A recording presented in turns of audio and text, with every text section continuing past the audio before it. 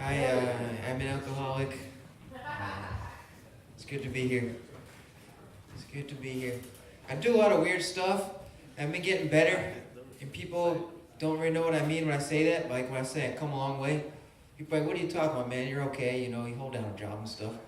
And I'm like, no, you don't understand. Like people used to see me and think I was homeless all the time. And they tell me to like get dressed up, so I'd get dressed up and I'd end up looking like a pimp. So that'll be my two modes of fashion. It was homeless or pimp. And that, I've come a long way since that. That's one example.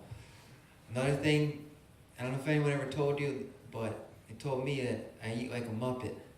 What that means is I don't close my mouth when I chew, and it's like, you know? So I've come a long way. I can chew food, and people, I can eat and have a conversation with people. I don't get grossed out, and I get food in my stomach at the same time. At the same time. That's it. I'm trying to get better, you know, like fashion, like, I went to this work source center program, and the one thing I learned out of the whole training thing was when a woman leaves a room,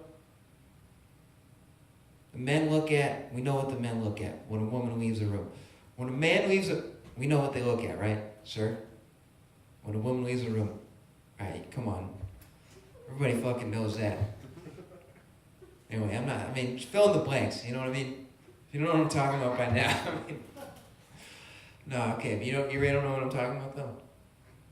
Or you do know? Alright, whatever, it doesn't matter. But then, alright, so let me start over, right? So then, when a man leaves a room, what are the women looking at? Looking at his shoes. His shoes, piece of wisdom right there. So, my girlfriend and I were looking at shoes online. And they're, you know, some brown leather. I looked at them, I said, those are kind of like entry-level man shoes. That's when, you know, entry-level. And we saw another pair is kind of like fancy loafers. I was like, that's advanced. You gotta be established to wear those shoes. So otherwise, all right, I'm not getting through to you guys. Sorry. But anyway, I made progress. You know, I made progress. I used to do this weird thing. You know, I'd just be talking to my girlfriend, and I would start to just kind of like my upper lip would go like this, like I just start kind of staring off, like filled with despair and hopelessness and stuff. You know. But I try to play it off, like, I'm cool. My girlfriend would bring it up, and she'd be like, what's wrong with you? Are you okay? You're, like, dissociating. And I was like, no, I just have dry mouth. And she's like, my lip gets stuck. And she's like, no, that's not dry mouth. It's not. That's severe issues. You're gonna do it. So I gotta pay attention. I gotta be quick. I gotta think about how I act. Yeah. I made progress, though. Other stuff, being homeless. Yeah, then you like, you clean up, and the people are like, hey, you look pretty good. I thought you were homeless the other week, and now you're like, you know. I try to walking down the street, sir. You ever have trouble walking down the street? I used to have trouble being fucking, like, hey, which way is this person gonna fucking go right now? Just like, you know, I get pissed off, too. Like, hey, man, what the fuck? But I just couldn't walk down the street. I just didn't know how to do it yet. It took me, you know what I mean? Like first you gotta walk before you can crawl. But then once you start walking, you still gotta figure out which direction you're gonna go. You can't just fucking go straight. Unless you have a pit bull, then it's pretty sweet, because then people just assume he's like an attack dog. He's like, sweet boy, he's like a sweet boy. But people don't fuck with you if you have a pit bull. I'm just trying to give life advice here. Just getting through. It's open mic, everybody. Throw me a frickin' bone. It's open mic. I came here tonight, you know? Yeah. I got a free nug. I'm not specifying from who, but I got a free bud. I went to 7-Eleven, or at Minute Market, $1.25 rolling paper. Sorry. That's what I really did, sir. That's what I really did. Yeah, I'm killing it right now. Killing it. Yeah. I used to listen to a lot of rap music. See, this is great, because most of you, correct me if I'm wrong, most of you haven't seen me perform before? No. That's amazing, because that means I can do all my old material and you haven't heard it. You have, that's the hardest thing about being a comedian is material. Because you can have shitty material all day long, but when you have people who haven't seen you like 50 times in a row, it's awesome. Anyway, that doesn't matter for you, but what I'm saying is that I used to listen to rap music when I didn't have a dad, and that's a problem, sir. Because you don't know when you're a kid. Am I right? When you're a young adult growing up, it's so confusing. You don't know what the fuck you're supposed to do. Like, you don't know how you're supposed to be. Like, I tried to make a girl like me one time, and she didn't like me, and I was mad about that, so I spit in her hand. And that didn't really make her like me anymore. But I was like, nobody's gonna have fun tonight, then if I can't have fun. And in fucking 8th grade, this girl I liked, I hooked her up with a cool half-black kid with dreadlocks who was my friend too, and they ended up hooking up, and she was like not supposed to be that kind of girl, but she was that kind of girl with him, but not with me, and I was mad about that. So we were out at another friend's house, and they were upstairs making out or whatever. I went up there, I sprayed some lotion on them, I didn't give a shit. Because nobody has fun if I don't have fun. I'm sorry. I'm not really like that anymore. Well, I kind of am, but I try to, as an adult, you can't really do that kind of shit, because it's like assault with moisturizer. Fucking assault. Yeah, you do time for that shit. You gotta keep your emotions under control, you know what I mean? Me and Bridget, when I get real heated and shit, we have a little thing we do, like, I love everyone. Everyone is my friend. I love everyone. Everyone is my friend. It seems to work, kind of. Anyway, that's not the point. That's not the point. I was talking about something. The hip-hop music, you can't listen to it because it'll give you false messages about how to handle life situations.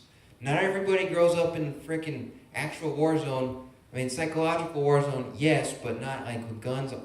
Like on a rap song, they dramatize it. They dramatization to, it's an art form. And then you're a little kid, you're like, yeah. And then my friend got robbed. They stole a bunch of weed from Massachusetts. I should have said, hey, man, you need some therapy? You need a hug? You okay? But I said, no, man, you got to go back to their house and kill those fools. You got to blast them. Otherwise, you're going to be some sort of mark-ass trick of some sort. You don't want to be a punk-ass bitch, do you? You don't want to be a bussa. No, I don't know. I don't even know what that means.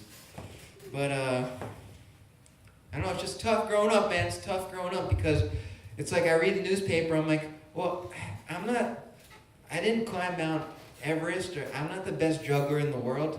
I'm not a star athlete. It's like, when am I going to be a virtuoso at something? And just have things to be easy. Where are you going? Smoke? Come on, I take that as a personal insult. I can still hear you, don't worry. All right, thanks, man.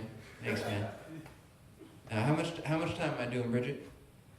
You're up to 7:42. All right, let's make it to 10, folks. What do you say? Come with me. Woo! Come with me, folks. Let's see where we're going. All right. Hell yeah. Yeah, I mean, let's face it, folks. I could have written down a bunch of cheesy puns and come in and just tossed them in your face, but then that wouldn't be very respectful to myself or to you. So I come up here, I try to tell stories from the heart, Like the time, let me tell you a story. All right, now I'm not a sports fan, but one time I did win the NCAA. The March Madness, sir. March Madness on the betting pool in high school. I won that shit. And I'll tell you how I did it. I knew nothing of college basketball of any sort. I went around all the kids who seemed to be into it, all the kids who seemed to have a taste for the basketball. And I said, hey, who's going to win, Gonzaga or Maryland? I said, Gonzaga. Sorry, Gonzaga's going on here. Fucking, who's going to win? Fucking Binghamton or whatever, or St. Mary's or whatever, There's St. Mary's. I'm not going to bang. Before you know it, Gonzaga, St. Mary's, bam, Final Four. I won that shit. $200. Fucking $200. Don't know a thing about basketball. In my pocket. Just fucking chilling. Right for the perfect trip to San Francisco to go visit our best friend who's not really that functional. He had to go to San Francisco from Massachusetts because he couldn't function in Massachusetts. And that's all right. We went to go visit him. The weed was fucking fantastic. Compared to Massachusetts at the time.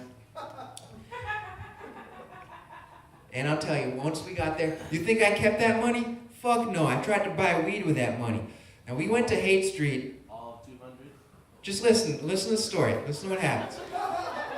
Go to fucking San Francisco, hate district, hate Ashbury, the fucking epicenter of the hippie culture in like 1969. It's over now. But anyway, back then, it was a big deal. We're walking down there, we see this cool homeless black man. Now, you can always trust a cool homeless black man for the most part. For the most part. He said, hey, you got a light? We said, yeah, we got a light. We said, you don't have any weed, do you? He said, shit, I got weed. We're like, this is our lucky fucking day. So we say, we'll take some weed. He's like, what you want, purple haze?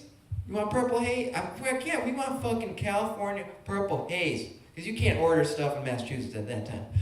And we go to the phone booth. This guy is talking into the phone booth. He is pretending to talk into the phone booth like he's actually making a drug deal. And we believed him. I believed him. Yeah. I believed him. But here's the thing. So he's like, you want some mushrooms? We're like, yeah, we want some fucking mushrooms. Just, how much is that going to be? $200, son. $200. We put the order in. He's like, yeah, all right, yeah, I'll see you soon. All right, yeah. And I said something that kind of rubbed him the wrong way. I had my guitar on. He said, chill, Jimmy. Like Jimi Hendrix. That was pretty funny. But anyway, so we go up to these steps, and this guy, he's trustworthy, you know he's trustworthy. And we want some collateral for this product. We just placed a big order. We're waiting for this order, right? So he gives us one of his shoes. At the time, that seemed fair. $200 versus a homeless person's shoe. Equal value, as you can tell. And we basically sat on those stairs and just watched this homeless black man without one shoe just like run off into the sunset. Like disappear beneath the horizon,